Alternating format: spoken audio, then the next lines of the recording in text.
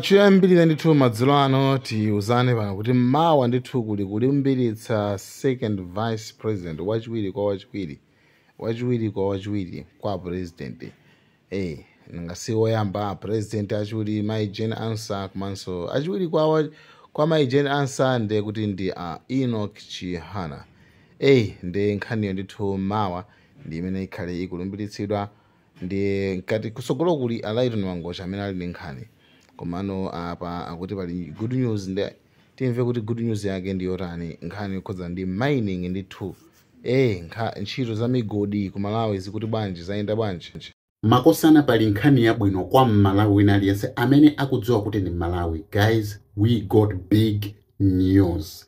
Ngati mukudziwa ambiri mwamva kale kunena kuti president wa dziko lino akukumana ndi Scotland First Minister Swine ku Nsanjika Paris.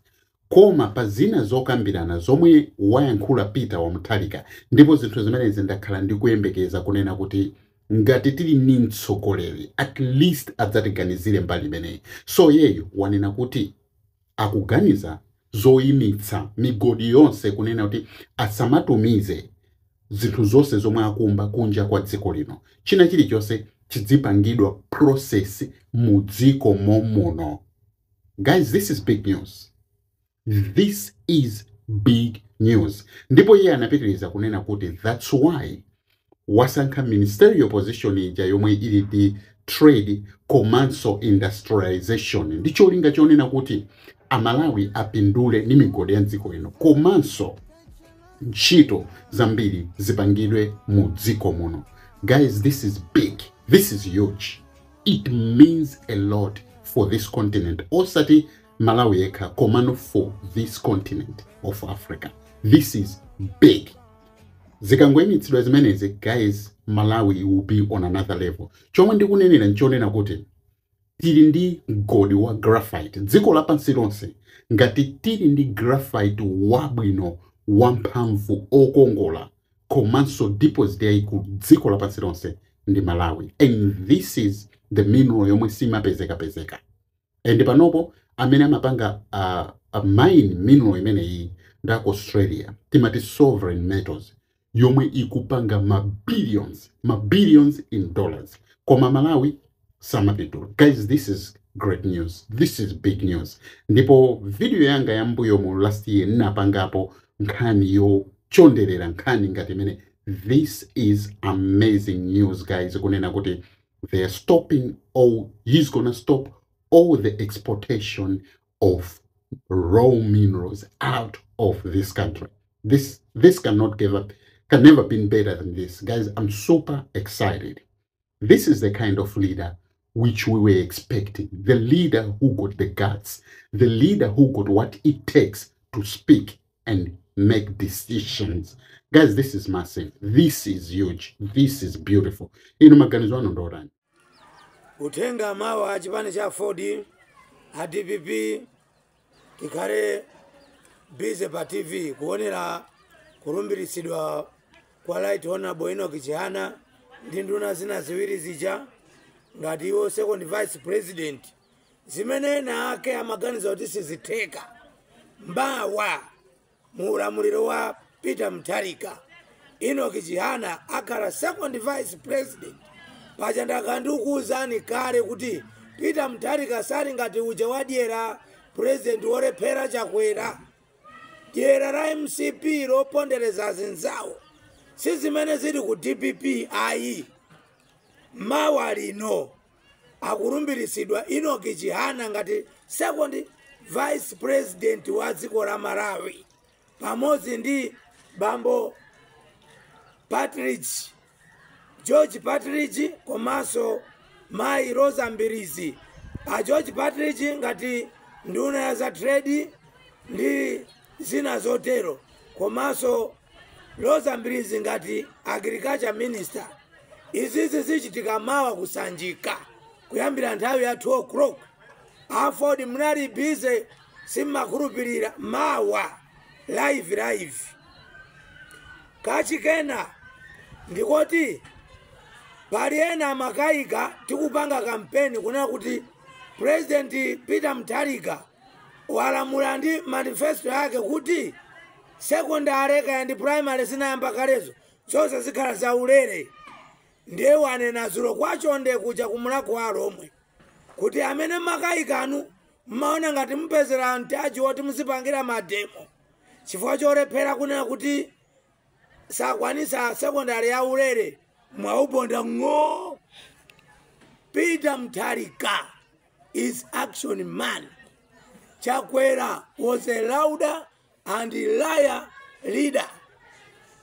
Mukumva bwanji? Mukumva bwanji?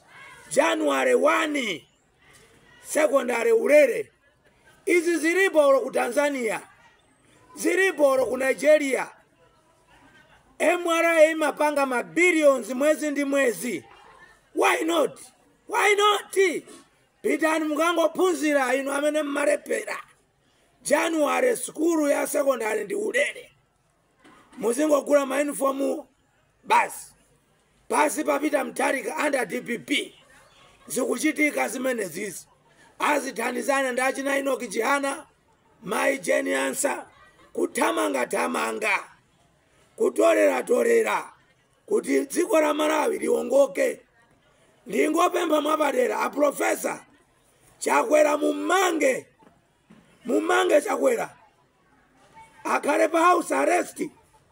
Amaononga ndalama misonkho yathu Chakwera amangidwe nditu. Chakwera amangidwe. Palibe zonyengerera kuti kanali president amangidwe. Chakwera waononga chuma cha Malawi 18 trillion kungokongora palibe zimene zachitika. Amagawa ndalama ku State House amangidwe. Chakwera house arrest. Chakwera komaso tindunatake iti ta MCP tukupita ku parliament timangidwe. Timangidwe kukhale ma by election maderawo mbava za chabe zaononga misonkho yathu. Chakwera sali worthy akhale pa house arrest. Chakwera munthu woyipa kwambiri, munthu wosarabada umoyo wa Malawi amangidwe. Chakwera house arrest pamodzi ndi tinduna zake timaononga misonkho yathu iti. Chakwerayo ino MCP muimvera fungo ku parliament iko. Inu mandimanga ine mumangidwa inuyo andi uyo chiphazi uyo mumutengera ku Nzuzu prison akakhale kuchatinali kwa ife. Mwaiona bwa muyenda nyomi ngati mbalame zonyowa. Zitsiru inu IMCP zitsiru zenizeni ukupasani 5 years mwasi ya Malawi pamoto anthu opanda nzeru. Olo mukamandiona muzipya mtima palibe chimene mungachite mukuchepa kwambiri. Sosola kanene kuti uyu awina amata wallahi ndikuwuzani zoona zimenezo.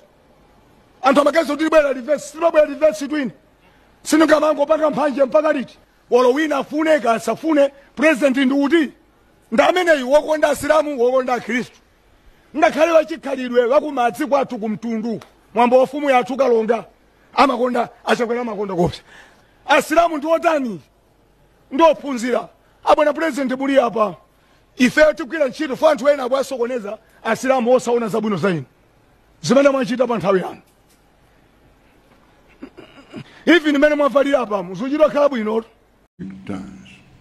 and that should deal with the immediate problems of hunger.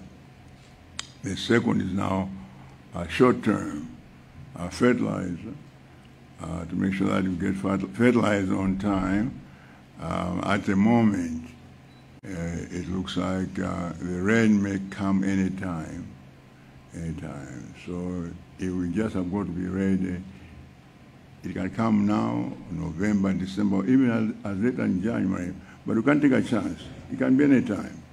So we are getting ready, my ministry and all the officials are working very hard to source fertilizer. This time, not from butcheries, as we did before, but this time it will be from the real sources, from real fertilizer factories. And so we'll do that and we'll work that. Now, once